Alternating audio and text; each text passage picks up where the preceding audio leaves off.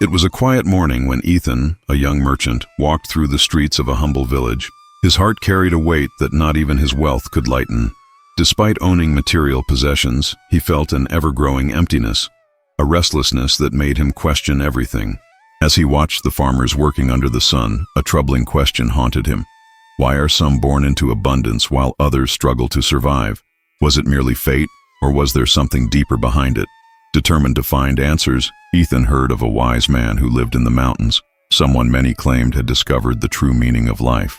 Driven by a mix of hope and skepticism, he decided to embark on the journey. He wanted to know if poverty and wealth were merely the roll of the dice, or if there was a hidden truth behind this apparent inequality. More than anything, he wanted to understand his true purpose in the world. Ethan's journey through the mountains was far from easy. The path was harsh, and every step seemed to test his resolve. Along the way, he met Oliver, an old traveler who lived with nothing more than what fit in his backpack. Curious, Ethan asked how he managed to live with so little and yet seem so at peace. Oliver smiled and said, "True wealth isn't in what we own, but in the lightness of knowing what we truly need." His words unsettled Ethan. Despite having so much, he always felt dissatisfied. Days later, Ethan arrived at a village where he met Emily, a woman who had lost everything in a fire. Yet instead of despairing, she devoted herself to helping others in need. "I once had gold, but the happiness I've found now is far more valuable," she told him. Ethan started to wonder if he had been searching for answers in the wrong place all along. Still, his mind wrestled with these ideas. How could anyone see poverty as a form of wealth? It seemed contradictory. His doubts consumed him as he continued his journey toward the wise man. At the mountain's peak, he finally reached a small temple where a master named Samuel welcomed him. Without hesitation, Ethan asked, "Why are some born into wealth while others are born into poverty? Is that fair?" Samuel simply smiled and, pointing to two nearby trees, explained, "One grew in fertile soil, the other among rocks. The first is tall, but it depends on what is given to it. The second is small, yet strong, because it learned to survive." Ethan stood in silence, absorbing the words. Wealth and poverty, he realized, were not just about material possessions, but about the strength and wisdom each experience brings. Ethan stood before the wise Samuel, his heart pounding. The words about the trees echoed in his mind, yet he still didn't fully grasp their meaning. Sensing his hesitation, the master led him to a nearby stream and asked him to scoop up a handful of water. Ethan obeyed, but the water slipped through his fingers.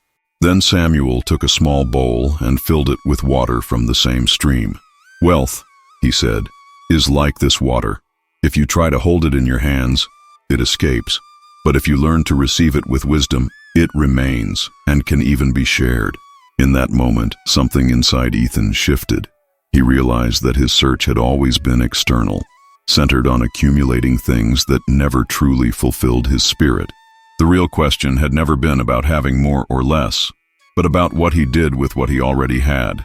The transformation felt like an awakening. He thought of Oliver, who carried little yet walked freely, and of Emily, who had lost everything but found purpose. Finally, he understood that true wealth wasn't measured in gold or possessions, but in the impact one leaves on the world and the peace one carries within. As he descended the mountain, he felt different. The restlessness that had driven him there had faded. His perspective on the world had changed. Instead of wondering why some had more and others less, he began to reflect on how he could use what he had to make a difference.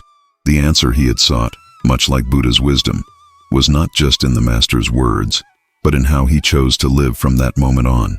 Ethan left the mountain not with more gold, but with something far more valuable, a new way of seeing life. He understood that poverty and wealth were not merely external conditions, but internal states shaped by how we handle what we have. So often we spend our lives trying to accumulate more, without realizing that the real treasure lies in how we use our resources to grow and help others. True abundance isn't in what we own, but in the meaning we give to what we have. Just like Ethan, we all face moments of doubt about our path and purpose. But perhaps the answer isn't found in comparing ourselves to others. It's in discovering fulfillment in what we already possess. True wealth isn't about quantity, but about the wisdom to use it well. And now I ask you, how do you perceive your own wealth? Reflect on this, and I'll see you in the next story, where we'll continue this journey of learning and transformation.